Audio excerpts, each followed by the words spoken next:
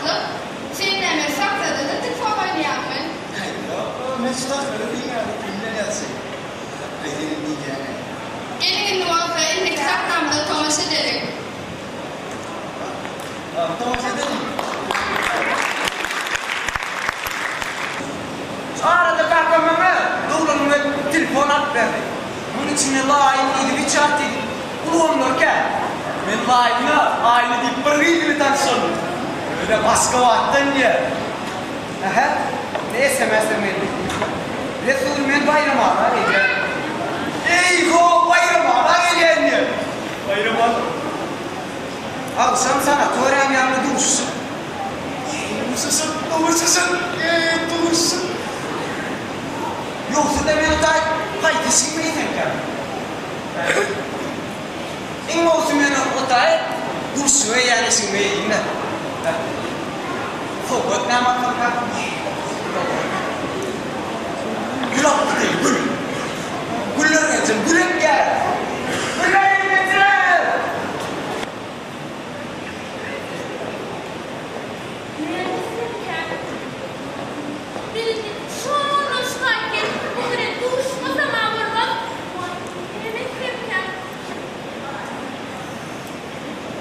Yedip kıymet titremeyin. Şahin harin. Yedip kıymet titremeyin.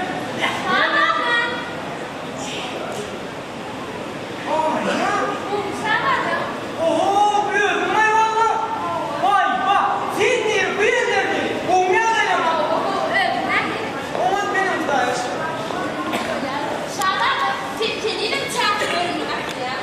Allah vay ne beni niye tiyatro oynamak ne edin nedir tiyatro oynamak ne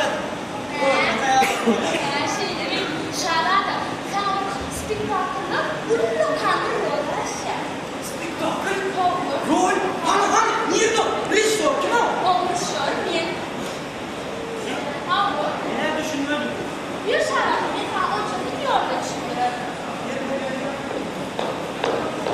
Artık tam ne anam o? Birinci de kursun da o. Gelir.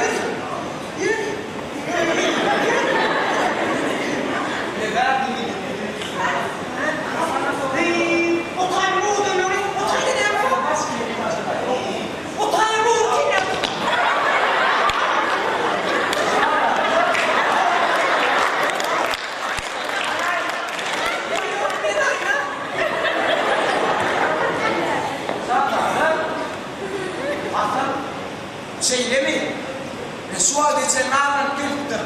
Yok, Resul bileden bizden göre değişkenlik var. Gayet değilim.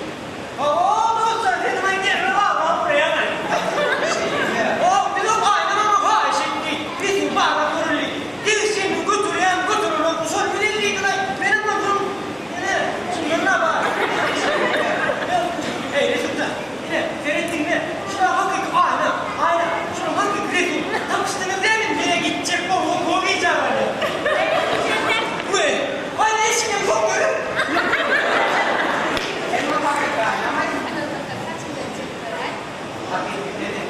Yarın aynı sen görülecek herhalde.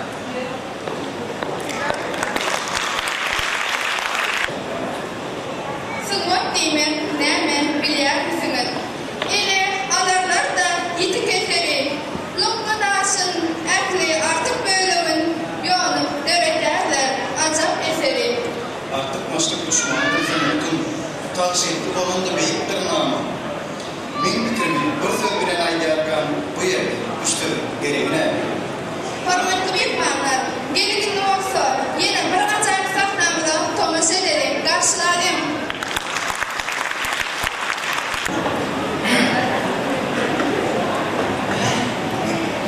Murat, sen beni başla. Ecemlerin hakkı beni başka bir yerine durmuşa çıkarıyorlar. Yine kovulmasak bolamam. Ne? Allah!